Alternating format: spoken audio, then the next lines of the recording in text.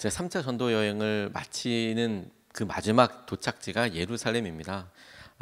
바울이 예루살렘을 중심으로 해서 한 번 돌고 돌아와서 1차를 마치고 2차를 마치고 이제 3차를 마쳐서 다시 이제 3차 전도 여행을 딱 마쳤을 즈음에 계속해서 바울을 향하여서 어려움이 있을 거다, 고난이 있을 거다 이렇게 예언해 왔던 것에 대한 실제적인 일이 일어나는 그런 사건을 우리가 같이 보았습니다. 바울이 도착했을 때 바울을 아끼는 사람들이 있었습니다. 그래서 야고보라는 사람이 충고를 해줘요. 권면을 해줍니다. 예루살렘에 사는 사람들의 마음이 분위기가 흉흉하니까 당신에 대해서 여러 소문들이 있으니까 당신이 정결하게 하는 예식을 취하면 좋겠다. 그 예식을 치렀으면 좋겠다. 더군다나 몇몇 사람들이 더 기다리고 있는 사람이 있으니까 당신이 돈을 더 내서 그 사람들까지 돈을 더 내서 정결 예식을 같이 하면 좋겠다. 이렇게 충고하는 사람들이 있었고 그 말을 잘 따릅니다. 본인이 그렇게 이야기를 듣고 나서 정결 예식을 본인도 할 뿐만 아니라 다른 사람들의 경비까지 다 돼가면서 정결 예식을 취했는데 그 취하는 중에 그가 드로비모라는 이방인과 함께 있는 것을 사람들이 이렇게 보았다는 겁니다. 이 드로비모 사람은 에베소에서 온 유대인의 입장에서는 이방인이었던 유대인의 그 관점에서는 성전에 도저히 들어가면 안 되는 사람으로 여겨지는 사람이었는데 함께 있는 것을 보고 오해를 한 거예요. 바울이 이방 사람을 성전 안으로 들어갔다. 그게 뭐 대단한가 싶지만 당시의 성전법이나 정결 예식에 의하면 외국 사람들은 유대 사람들이 보기에 이방 사람들은 성전 안에 들어갈 수는 없었거든요. 성전 밖에 있었어야 하는데 성전 안에 들어갔다는 것을 놓고 그럼 이방인이 들어갔기 때문에 성전을 더럽힌 거 아니냐. 성전을 이방 사람들이 들어갔기 때문에 성전이 다시 뭐 이렇게 일부러 그런 거 아니냐. 왜? 바울은 이방 사람들에게 복음을 전하는 것으로 유명한 사람이었으니까 그가 그런 일환으로 데려간 거고 그래서 성전을 불결하게 한 것이 아니냐 이런 것 때문에 소요가 일어나게 되었습니다. 당시에 예수님을 믿는 사람들이 예루살렘에 많이 있었지만 하지만 예루살렘의 절대적인 다수들은 예수님을 믿지 않는 사람들도 있었죠.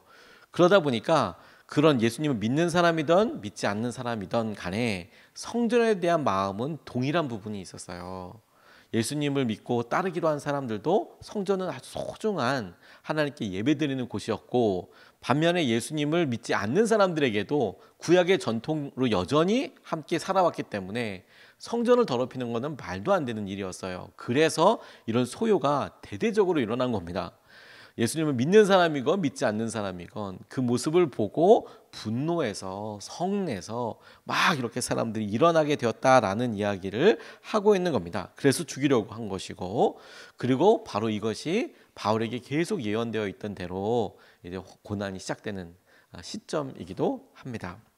오늘 이 말씀을 통해서 우리가 두 가지로 같이 주님께서 우리에게 주시는 것을 붙잡고 싶은데 그 첫 번째가 고난이 시작되었지만 늘 고난이 시작된 곳에는 우리를 돕는 손길도 함께하고 있다는 것을 우리가 같이 붙잡고 싶어요.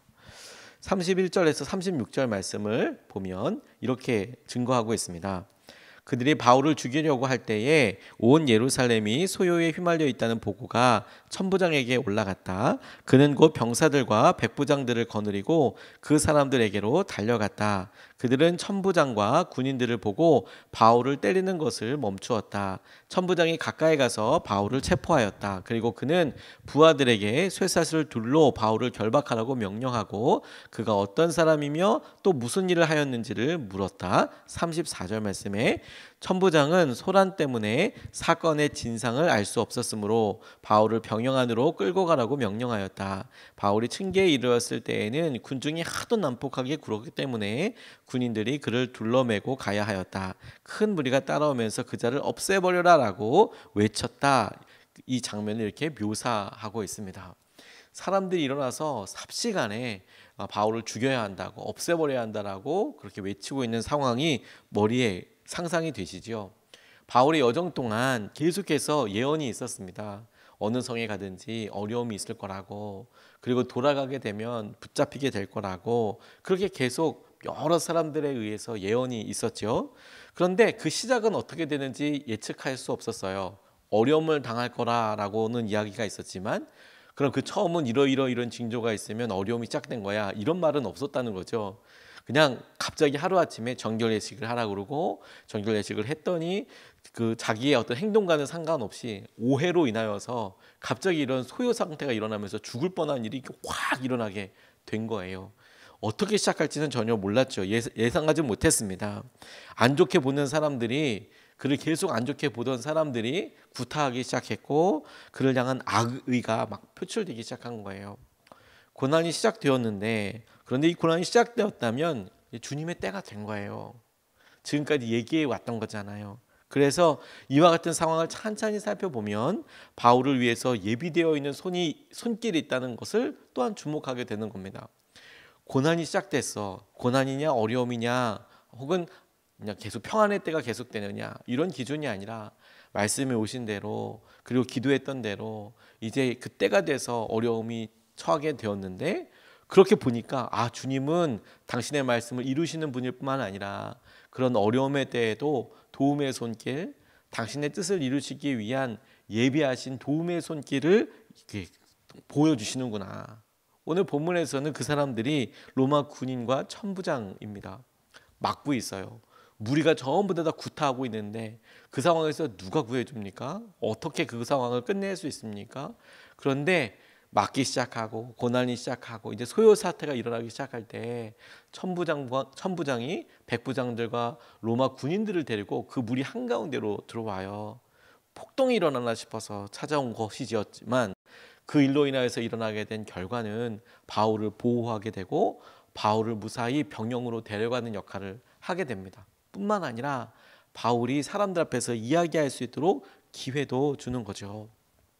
천부장은 바울이 더 다치지 않도록, 너무 많이 다치지 않도록 그를 돕는 역할을 하고 있고, 그에게 말할 수 있는 기회를 주고, 지나놓고 보면 이거 주님이 하셨구나, 어떻게 그런 상황에 기가 막히게 하나님께서 그 사람들 보내주셨나, 그때 아니었으면 바울은 도대체 어떻게 될 뻔했나, 그리고 그 상황에서 정확하게 주님께서 어떻게 이렇게 하신 거구나라고 생각할 수밖에 없는 일들이, 다른 사람들은 우연이라 할지 몰라도 믿는 사람들에 의하면 진짜 주님이 이렇게 기가 막히게 일하시는구나 라고 고백할 수 있는 일이 일어나는 거예요. 오늘도 우리가 우리에게 닥친 여러 어려움과 고난을 보면 주님 힘듭니다, 어렵습니다, 어떻게 해야 할지 모르겠습니다, 이건 우리가 고난의 입장에서, 고난 가운데 있는 입장에서 보여지는 것이고, 계속 기도해오던 입장에서 보면 주님께서 우리에게 어려움이 있을 때도 있다 말씀하시고, 그렇게 어려움이 시작된 것이 언제인지 모르지만 오늘 바울의 모습을 통해서 붙잡을 수 있는 거예요. 주님의 도움의 손길이 이 가운데도 있는 거구나, 있겠구나. 주님께서 전혀 예기치도 못하고 심지어 우리 편, 나를 돕는 사람이라고 생각해 본 적이 한 번도 없는 사람일지라도 이 상황에서 우리를 보호하고 이끄시고 인도하시는 기가 막힌 손길로 우리를 쓰시겠구나, 그걸 우리가 믿음으로 볼 수 있는 거죠. 지나놓고 나면, 여러분, 지나놓고 나면 더 분명히 그렇게 보일 거예요. 지나놓고 나면 더 그렇게 분명히 보일 일을 우리가 지금 믿음으로 고백하는 거예요. 하나님께서 하시겠구나, 일하시겠구나. 2017년에 3월 즈음에 여기가 이제 공장에서 거의 공장에서 막 이제 각 사람이 나가고 이럴 즈음이었습니다. 이곳에 있던 명도를 위해서 간절히 기도하고 이럴 때 즈음에 여기가 주님의 허락해 주신 곳인가 이런 거 같이 기도하고 계약도 하고, 한참 건물이 리모델링은 하나도 되지 않고 완전히 바깥에가 다 쓰레기장이듯이 척박하고 이럴 때 저희 부모님이 오셔서 기도해 주신 적이 있으세요. 이곳을 그냥 그대로 보고 변화되기 전의 모습을 보고 기도해 주시려고 이제 같이 모시고 왔었는데, 그럴 때 문득 이런 이야기를 했었습니다. 저희 아버지가 이렇게 말씀하시는 거예요. 어머니가 물어보셨대요. 목회를 처음 시작할 때 물어보시더래요. 본인이 가난한 것은 어떻게든 참겠다. 어머니가 아버지한테, 어머니는 내가 가난한 건 어떻게 참겠는데 아이들이 가난하고 힘든 것은 어떻게 할 거냐, 이런 질문을 아버지한테 하셨대요. 이때 아이들은 저랑 저희 누나가 되겠죠. 저희 아버지에게 어머니가 나는 그래도 당신이랑 같이 사니까 어려운 거 이해하겠는데 그럼 애들은 어떡하냐? 우리 두 아이들은 어떻게 하냐? 그렇게 질문을 하셨을 때 아버지가 아무런 말씀도 하지 못했다고, 할 수 없었다고 그렇게 이야기하시더라고요. 아무 말도 하지 못했다고. 그 이야기를 여기 오셔서 그렇게 얘기하셨어요. 그런데 지나놓고 나니까 가장 좋은 선물을 주셨다고 그렇게 하셨어요. 당시에 이렇게 어머니한테 말을 들었을 때는 아무 말도 하지 못했는데 그때 했던 유일한 말이 뭐냐면 가장 선물을 주신 거라고, 가장 선물을 주실 거라고. 실제로 지나놓고 나니까 가장 좋은 선물을 주셨더라고요. 저희 집이 뭐 엄청 부자가 된 적은 한 번도 없고 여전히 아버지는 평생 미자리 교회 상가에서 힘들게 어렵게 목회를 하시다가 은퇴하셨지만 지나놓고 나니 어렵고 힘든 때마다 하나님께서 기가 막힌 손길로 도와주시고 채워주시고 이끌어주시고 가장 좋은 선물로 주시고 뿐만 아니라 그렇게 성숙하고 자녀들을 이렇게 키워가면서 자녀들은 다 목회하게 되고 목회하면서 하나님을 간절히 찾게 되고 그런 여러 일들이 우리 가정에 그림처럼 주님께서 주셨다라는 것을 고백할 수 있게 됐어요. 나중에 깨닫고 나니까 진짜 부끄러움이 없도록 말하고 행동하는 게 너무너무 중요하겠구나. 목회를 그렇게 하고 나서 개척을 하고 나서 부모님 힘드시고 어려우셨지만 고난이 없었던 것은 아니지만 하나님께서 그때마다 기가 막힌 손길로 지켜주시고 보호해 주셨다는 것에 산 증거이자 증인이 저랑 저희 누나가 되겠네요. 주님 그렇게 역사하실 거구나. 그러니 우리가 어려운 일에 낙담하지 않고 오히려 주님을 의지하고 바라볼 수 있는 거죠. 그게 너무 중요한 거라고 싶어요. 아무리 갑작스럽게 시작된 어려움의 순간에도 주님의 도우심은 늘 예비되어 있다. 그걸 우리가 같이 붙잡고 기도하고 싶어요. 로마의 천부장의 손길이나 로마 군인의 손길이나 무엇을 통해서라도 하나님은 당신의 말씀을 이루시고 그 가운데 우리를 보호하실 거예요. 두 번째로 같이 붙잡고 싶은 것은 가장 힘들 때 가장 어려운 관계 가운데서도 증인이 될 수 있어요. 가장 어려운 때, 힘들 때, 어려운 관계에서도 증인이 될 수 있어요. 37절과 40절 말씀에 이렇게 증거합니다. 바울이 병영 안으로 끌려 들어갈 즈음에 그는 천부장에게 한 말씀 드려도 됩니까? 라고 물었다. 천부장이 당신이 그리스 말을 할 줄 아오? 40절 천부장이 허락하니 바울은 층계에 서서 무리에게 손을 흔들어 조용하게 하였다. 잠잠해지자 바울은 히브리 말로 연설을 하였다라고 이야기하고 있습니다. 바울은 굉장히 좋은 배움을 많이 받았던 사람입니다. 개인 교사로서도 많은 배움을 받았고 그리고 실제로 아주 유복했다고 추측이 되는데 여러 언어들에 대해서도 능통한 사람이었습니다. 로마 군인이었는데 로마 군인들이 라틴말, 로마말도 할 수 있었지만 당시에 문화적으로 그리스가 이 전 로마를 통해서 이 지중해 연안을 점령한 거나 마찬가지였어요. 군사적으로는 로마가 점령했다고 이야기하지만 실제로 역사학자들은 이 그리스의 문화가 로마를 통해서 지중해 연안을 다 점령한 거랑 똑같다. 그 실제적인 예가 뭐냐면 사람들이 그리스 말을 썼어요. 로마가 점령했는데 그러면 로마 사람들이 원래 썼던 라틴어를 쓸 것 같은데 라틴어도 쓰긴 썼지만 그리스어가 통용되던 때였어요. 그리스. 그래서 헬레니즘이라고도 이야기하죠. 그 헬레니즘 시대 이후로 계속 그렇게 라틴말이 아니라 헬란말을 주로 썼어요. 세 가지 언어가 사실 동시에 쓰여진 거나 마찬가지겠죠. 그러니까 바울이 헬란말로 그리스 말로 이야기하는 거예요. 로마 군인한테. 내가 이 사람들에게 말을 좀 해도 되겠냐. 그러니까 깜짝 놀랐죠. 아니 이 예루살렘을 로마 사람들이 보기에는 변두리잖아요. 로마 사람들이 보기에는. 그런데 그리스 말을 잘하는 사람이 있는 거예요. 그래서 혹시 네가 예전에 그런 문제를 일으켰던 자객이 아니냐 이렇게 물어보기도 하고 그에게 기회를 줍니다. 그랬더니 사람들에게 히브리 말로 이제 자기의 형편과 상황을 쭉 설명하는 내용들이 이어지게 됩니다. 그가 이런 상황 자체를 한번 떠올려 보세요. 자기가 말할 수 있는 상황으로 여러분 그려지십니까? 자기를 얼마 전까지 막 죽이려고 막 구타하던 사람들에게 다시 말을 건넨다? 이게 가능할까요? 그 가운데 자기를 지금 데리고 보호하듯이 가는 사람한테 잠깐만요, 제가 저 사람들한테 이야기할 수 있는 기회를 주십시오 라고 이야기를 하고 그 말대로 들어준다는 게 언뜻 여러분 상상이 가십니까? 사실 이건 상식적으로 말이 되지 않습니다. 보호하려고 하는 사람 입장에서는 빨리 이 소요 상태를 끝내고 싶잖아요. 소요 상태를 끝내는 방법이 뭡니까? 그를 보호해서 들쳐매고서라도 병영 안으로 들어가 버리면 그러면 끝나는 거겠죠.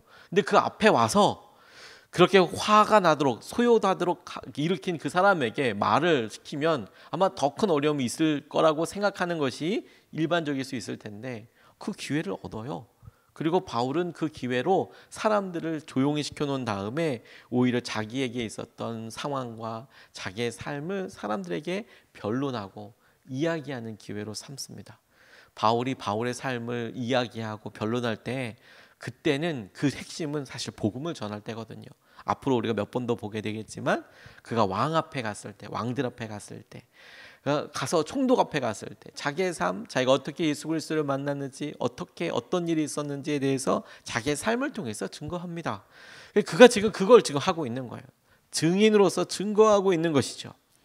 그러니 가장 힘들 때 바울의 삶에서 가장 힘들 때 언제야? 아마 이때를 집어도 전혀 이상하지 않고 가장 말하기 어려운 사람들 누구야? 지금 바울 앞에 있는 이 사람들이라고 이야기해도 정말 이상하지 않다고 싶을 때인데 오히려 그때를 주님의 복음을 전하고 자기에게 역사하신 주님의 은혜를 나누는 시기로 삼고 있어요. 그러니 여러분 어떤 때 어떤 사람보다도 바울에게 있어서 드러나는 귀한 모습을 보니까 그가 주님의 증인으로서 살고 있더라고요. 오히려 거꾸로 여러분 우리가 어렵고 힘들 때가 주님께서 우리를 증인 삼으시고 인도해 주시는 가장 놀라운 시기이고 기회가 될 수 있겠다라고 그렇게 고백해 봅니다. 우리는 힘들 때, 가난할 때는 우리가 왜소해지고 연약하고 그리고 우리가 오히려 침묵해야 될 때라고 생각을 하잖아요. 근데 여러분 오히려 진리 가운데 우리가 서고 증거하는 것이 우리가 아주 부유하고 우리가 정말로 많은 사람들이 부러워할 만한 위치와 상황에 있을 때만 우리가 복음을 전할 수 있는 게 아니라 가장 힘들고 어렵고 오히려 그럴 때가 주님께서 주신 은혜와 마음의 놀라운 핵심이 전달되는 시기예요. 오히려 여러분 거꾸로 무슨 성공한 것처럼 혹은 어떤 커다란 놀랄만한 어떤 간증거리가 있어서 이야기하는 사람들로 인하여서 마음의 도전은 받을 수 있지만 정작 위로함은 우리가 너무 힘들고 어렵지만 그 가운데도 정말 힘들고 어려운 가운데 찬란하게 웃으면서 주님을 믿고 따르고 한결같이 나오시고 한결같이 기도하는 모습을 통해서 주위에 있는 사람들은 믿음의 핵심을 알아요. 저렇게 살아야 되는 거구나. 저렇게 하나님께서 붙잡게 하여 주시는 거구나. 그거 아는 거죠. 한국 교회가 엄청나게 부흥하고 그리고 엄청나게 교세를 확장할 수 있었던 데는 훌륭한 목사님들도 있어서 그렇겠지만 정작 각 교회들마다 보면 그 교회에 조그맣게 구석에서 계속 새벽마다 기도하시고 힘들 때마다 주님 앞에 와서 몸부림치고 나가서 콩나물 팔아서 양말 팔아서 그렇게 헌금하시는 할머니 권사님들 때문에 사실 교회가 부흥한 거예요. 그렇게 기도하고 간절한 마음으로 그렇게 가고 그래서 그분들이 어떤 배움의 양으로나 경험의 양으로 봤을 때 비교할 수 있는 부분이 없을 수 있을지 모르겠지만 그럼에도 불구하고 믿음의 어머니로서 늘 그렇게 기도하고 그렇게 함께하는 걸 통해서 자녀들이 뭐 배웠겠어요? 같이 신앙생활하는 사람들이 뭐 배웠겠어요? 증거하는 것은 증인되는 것은 오히려 가장 힘들고 어려울 때 더 놀랍게 우리에게 울림으로 다가오더라고요. 그래 우리가 저렇게 살아야지. 우리가 성공한 다음에 부유하게 된 다음에 회복 다음에 기도하는 것은 먼 미래에 그렇게 하겠다고 약속하는 것이나 다름없지만 내가 힘들고 가장 어려울 때 오히려 내가 증인될 거야 라고 결정하는 것은 지금을 기준으로 언제라도 우리가 주님의 증인되겠다고 결단한 거랑 똑같거든요. 오늘 바울을 보면서 하나님께서 어려울 때든 성난 사람들에게거든 믿음의 증인으로 쓰시는 것을 우리가 봅니다. 우리도 주님께서 주신 은혜와 복음의 통로로 이렇게 쓰임받게 해달라고 같이 기도하고 싶습니다. 두 가지 말씀을 같이 나눴습니다. 고난이 시작되었습니다. 그러면 주님의 때가 시작된 거예요. 그렇다면 여러분 고난은 여전히 시작되었지만 우리를 돕는 손길도 있어요. 고난에 집중하지 말고 주님이 우리에게 함께 하시는 것과 주님의 도움의 손길을 인도해 주십시오. 주님께서 반드시 살려주시고 반드시 놀라운 은혜로 인도해 가십니다. 두 번째, 가장 힘들 때 가장 어려운 관계에서도 여전히 증인될 수 있습니다. 오히려 그때가 더 간절하게 우리에게 절절하게 다가올 때입니다. 우리가 그 증인 되었으면 좋겠습니다. 이것을 붙잡고 두 번 나눠서 기도하겠습니다. 첫 번째, 주님의 예비하신 도움의 손길을 누리게 해달라고 기도하겠습니다. 사업과 여러 형편과 우리의 회복을 위해서, 우리의 자녀들을 위해서 우리의 마음을 놓고 주님의 예비하신 도움의 손길을 누리게 해주십시오. 에베네셀의 주님, 여기까지 도와주시고 인도해 주신 것을 우리가 누리게 해주시고 알게 해주시고 주님 붙잡게 하여 주십시오. 주님의 예비하신 도움의 손길을 누리게 해달라고 우리가 첫 번째로 같이 함께 기도하겠습니다.